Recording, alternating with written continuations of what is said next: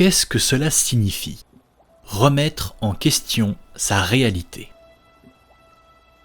Chacun de nous avons notre propre définition de ce que nous considérons comme réel ou non. Pour moi, le réel, ce n'est pas seulement la définition au détail près que l'on cherche à donner à ce que l'on appelle notre réalité. Une œuvre de fiction peut avoir des échos bien plus réels que n'importe quel discours ou même n'importe quelle personne.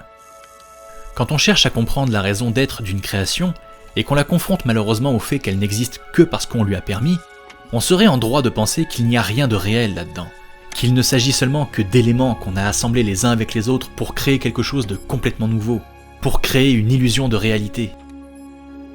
Cela a-t-il du sens, de vouloir trouver des réponses par le biais de l'imaginaire, par le biais d'une fenêtre ou d'un cadre qui s'ouvre vers une infinité de possibilités, et que nous seuls serons à même de décider si elles sont réelles ou non.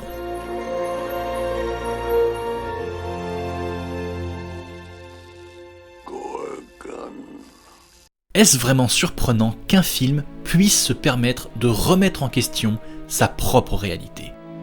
Et si dans le fond, remettre en question notre réalité signifiait tout simplement trouver sa place ?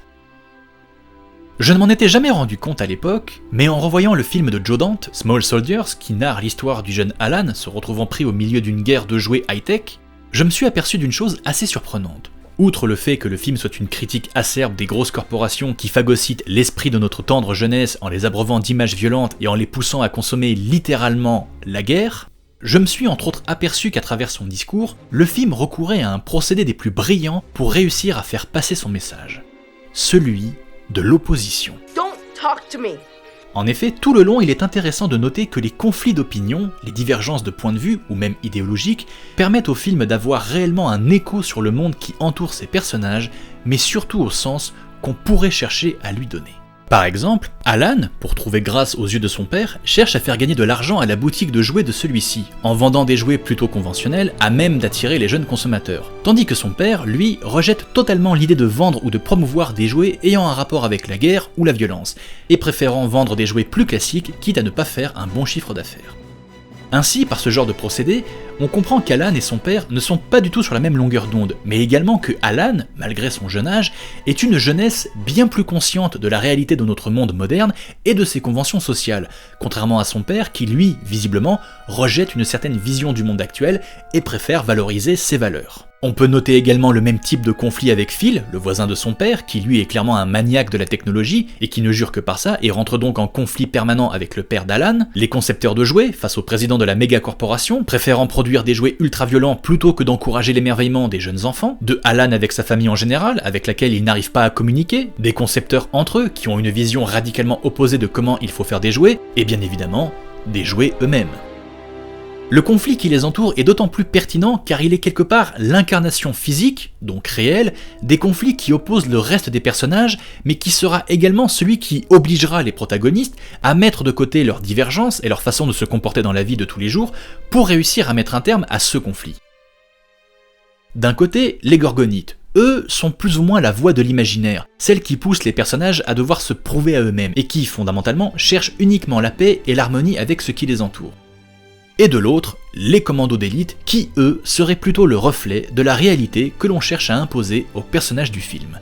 Violente, froide, sans pitié, et bien sûr, programmée pour. L'opposition de tous ces points de vue est fascinante, et la façon dont Joe Dante les questionne l'est d'autant plus. Utiliser une satire de la guerre pour rappeler aux spectateurs qu'il faudra toujours privilégier la communication et l'écoute pour arriver à résoudre nos conflits, ça reste quoi qu'il arrive très beau. Mais chercher à questionner la place de ces personnages dans ce monde l'est encore plus à mes yeux. Quand le chef des Gorgonites, Archer, s'éveille plus ou moins pour la première fois, et qu'il cherche un sens à sa vie, à travers un écran, je le rappelle, c'était quand même quelque chose de la part du film, de vouloir à ce moment précis questionner la place d'un personnage de fiction dans une fiction, qui se sait en quête d'une chose que nous-mêmes savons qu'elle n'est pas réelle, du moins dans la diégèse du film. Et dès lors, c'est là où je me suis dit qu'opposer des opinions tout le long du film, ça devait avoir un but, mais pas forcément celui qu'on pourrait imaginer. Arrivé à ce moment où le film nous invite nous-mêmes à questionner cette réalité qui est la nôtre et au sens qu'on peut lui donner, tout en prenant le parti pris de nous interroger par le biais d'un être créé de cet univers, qui lui ne remet pas en question notre réalité, mais qui cherche un but à la sienne. C'est tout simplement parfait. Just because you can't see it doesn't mean it doesn't exist. Tels sortis d'une matrice, Archer et les autres Gorgonites comprennent qu'ils sont le produit d'une réalité. Mais le fait de les voir s'opposer à celle des commandos, de la défier et par conséquent de ne pas l'accepter, cela n'a-t-il pas plus de sens que nous-mêmes questionnant notre propre réalité par le biais d'un film ? Le but des Gorgonites n'est pas de trouver du sens dans notre monde à nous, mais de trouver du sens dans leur monde à eux, celui qu'ils ont choisi. Questionner sa réalité à travers l'imaginaire, c'est le genre de choses auxquelles des gens bien plus intelligents se sont déjà posé la question, et ils ont sans doute pour ainsi dire déjà trouvé un semblant de réponse. Je n'ai pas la prétention de remettre en question tout ça. Je trouve juste fascinant l'idée qu'un film pour enfants ait pu aborder ce genre de thématique dans son œuvre, et ça 1 an avant Matrix. On peut prendre tout ça pour une bonne blague, pour un bon divertissement pour toute la famille, mais le genre de conflits dépeints dans ce film sont bien réels. Pourquoi s'opposer, si ce n'est pour proposer une alternative ? Et le fait de remettre en question la perception que nous en avons, pour moi c'est sans doute ce qui prime avant tout. Mais le fait est que voir un personnage de fiction chercher un sens à sa vie, pour moi, c'est ce qui en ressort de plus vrai.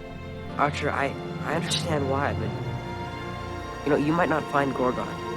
It may not Even if you can't see something, it doesn't mean it isn't there.